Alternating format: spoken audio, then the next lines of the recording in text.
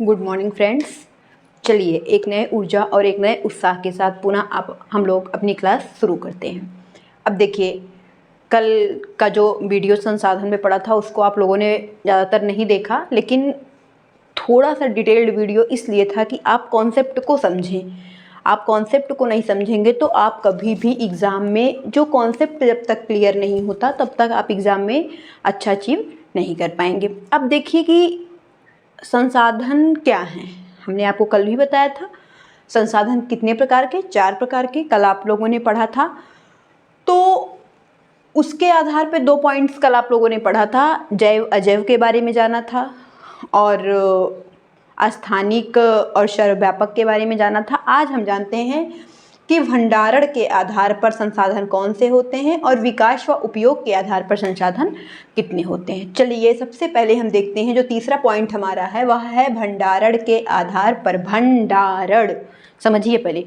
भंडारण मतलब किसी भी चीज़ को इकट्ठा करके स्टोर करके रख लेना, वो क्या होगा आपका भंडारण। देखिए नवीकरणीय 2 होते हैं भंडारण के आधार पर। जैसे मान लीजिए कि गेहूँ, एक छोटा सा एग्जाम्पल के माध्यम से समझाते हैं क्योंकि गेहूँ भी एक क्या है, संसाधन है जिसको हम अपने खाने में यूज करते हैं। गेहूँ का एक ड्रम है, इतना बड़ा सा ड्रम है, उसमें आपने क्या किया, पुराने गेहूँ को आपने रखा हुआ है।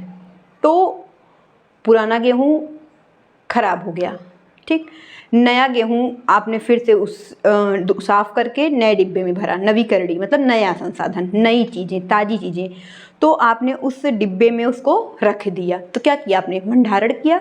यह एग्जाम्पल मैं आपको इसलिए दे रही हूँ कि जब भी आपसे एग्जाम में इसी तरह का क्वेश्चन पूछता है, जब भी सीटेड आपसे पूछेगा संसाधन क्या है, तो आपसे ये नहीं पूछता कि कितने प्रकार का होता है, वो ऐसे ही पॉइंट दे देगा और पूछेगा भंडारण के आधार पर निम्न में से कौन से संसाधन आते हैं। तो उसमें दिया रहेगा नवीकरणीय, वास्तविक, संभाव्य।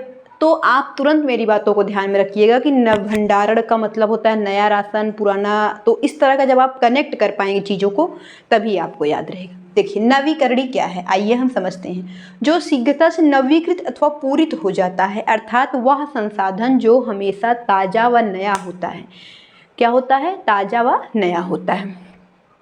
तो नवीकरणीय क्या है, नवीकरणीय क्या होता है इसको जानिए आप लोग। नवीकरणीय संसाधन वह होता है जो शीघ्रता से आपको उपलब्ध हो, जैसे सौर ऊर्जा आपको पता है, पवन ऊर्जा, ये। और इस तरह का भी क्वेश्चन आता है कि भंडारण के निम्न में से कौन सा संसाधन, जिससे मान लीजिए दे दिया गया सौर ऊर्जा या मान लीजिए दे दिया गया पेट्रोलियम, और 2 पॉइंट और दे दिया गया और आपसे यह पूछा गया कि निम्न में से नवीकरणीय संसाधन के अंतर्गत कौन सा आता है।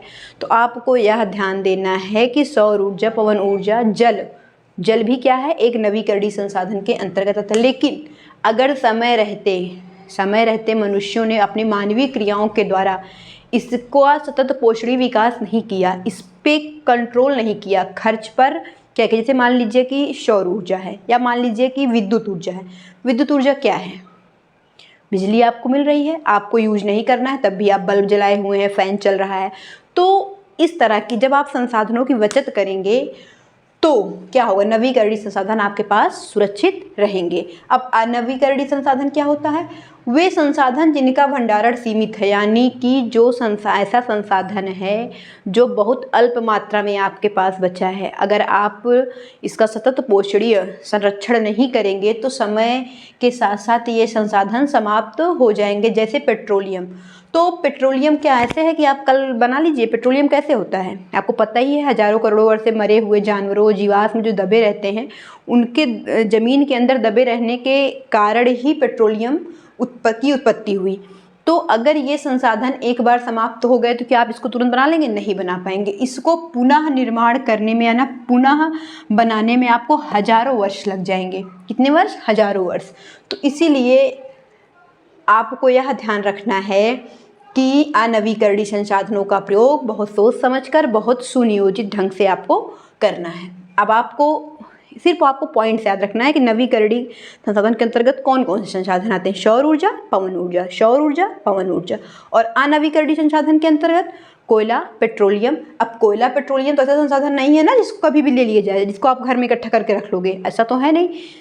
ये संसाधन ऐसा संसाधन है कि अगर एक बार प्रकृति से या पृथ्वी से समाप्त हो गया तो क्या करेगा, हजारों वर्ष लग जाएंगे आपको गाड़ी से चलने में भाई। तो कोयला, पेट्रोल, प्राकृतिक गैस क्या है, अनवीकरणीय संसाधन है।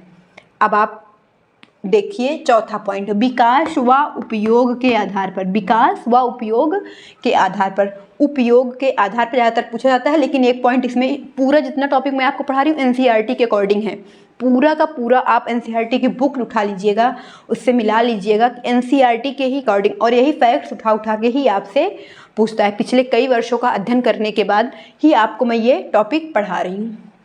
वास्तविक और संभाव्य संसाधन। वास्तविक क्या होता है, वास्तविक का मतलब यथार्थ, जो आपको सब कुछ पता हो जिसके बारे में। जैसे कि मान लीजिए कि मैं आपको पढ़ा रही हूँ, मेरे बारे में आपको कुछ नहीं पता, बस इतना पता है कि मैं आपको सीटेट एसएस के लिए एसएसटी पढ़ा रही हूँ, एसएसटी के अंतर्गत मैं आपको ज्योग्राफी पढ़ा रही हूँ। अब देखिए, जिसकी मात्रा ज्ञात हो, वास्तविक क्या होगा, जिसकी मात्रा ज्ञात हो, जो पता हो कि आप, जैसे मान लीजिए आप 2 किलो चीनी रखे हैं, तो आपको यह पता है कि मैंने आज अपने डिब्बे में 2 किलो चीनी भर के रखी है। या मान लीजिए कि आपके पास 2000 रुपये हैं, तो आपको पता है कि आपके पास 2000 रुपये हैं। लेकिन संभाव्य क्या है, जिसकी संभावना हो। संभावना मतलब भविष्य। अब भविष्य में आप टीचर बनेंगे नहीं कि बनेंगे या नहीं, फिलहाल मैं ईश्वर से ही प्रे करूँगी कि आप सभी अध्यापक बने। संभाव्य मतलब संभावना, जिसकी मात्रा ज्ञात ना हो, वो क्या होगा, वो संभाव्य संसाधन होगा। जैसे रिसर्च चलते रहते हैं, जैसे कि लद्दाख में अभी जल्द ही जीएसआई के द्वारा या पुष्टि की गई है कि वहाँ पर यूरेनियम के भंडार मिले हैं, पर उनका उपयोग अभी नहीं हो रहा है। तो वह किसके अंतर्गत आएगा, वास्तविक के कि संभाव्य, वो संभाव्य के। भविष्य में उसका उपयोग हो सकता है, अभी सिर्फ पुष्टि की गई है, अभी ज्ञात नहीं हुआ कि उसकी मात्रा कितनी है। लेकिन वास्तविक संसाधन वे संसाधन होते हैं जो पूरी तरह से आपको कंफर्म हो कि वास्तविक संसाधन में इतना संसाधन मेरे पास है, मेरे पास इतना सोना है, मेरे पास इतनी चांदी है, मेरे पास इतना लोहा है। लेकिन अगर कहीं पर यह पुष्टि मिली कि उस पहाड़ पर, मान लीजिए कर्नाटक या आंध्र प्रदेश, मध्य प्रदेश, कहीं पे इस पहाड़ पर या अरावली पर्वत श्रृंखला पे इस जगह पर इतने सोने के भंडारों की पुष्टि की गई, तो जहाँ पुष्टि की जाती है, जहाँ खोज की जाती है, जहाँ की मात्रा ज्ञात नहीं होती, वह आपका संभाव्य के अंतर्गत। वास्तविक के अंतर्गत आता है आपका जिसकी मात्रा ज्ञात हो।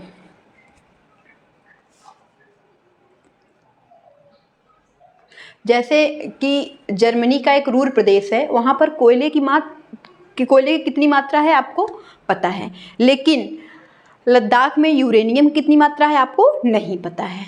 तो अब आपको इतना समझना है कि जब भी आपको किसी चीज़ की मात्रा का ज्ञात हो तो वो क्या होगा, वह वास्तविक संसाधन होगा जिसकी मात्रा ज्ञात हो, और संभाव्य क्या होगा, जिसकी मात्रा ज्ञात। पुनः एक बार हम अपने संसाधन के टॉपिक को कंफर्म कर लेते हैं, और आप लोग अपने प्रीवियस ईयर के जो भी क्वेश्चन पेपर हैं उसमें मिलाइएगा और देखिएगा कितने क्वेश्चन आपके इसमें मिल रहे हैं। ना मिले तब आप बताइएगा।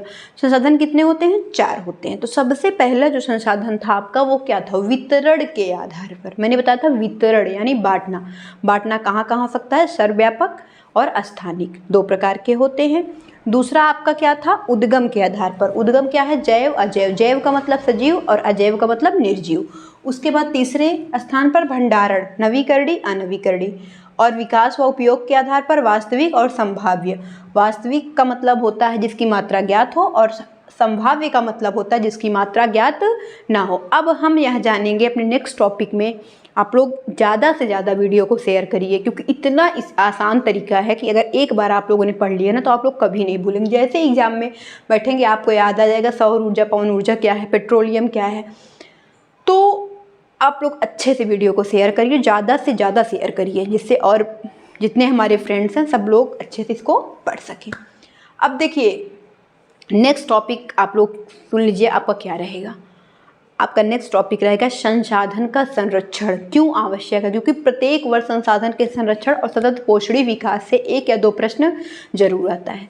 आपका नेक्स्ट टॉपिक रहेगा संसाधन का संरक्षण। धन्यवाद। चलिए कल हम फिर मिलते हैं आपसे।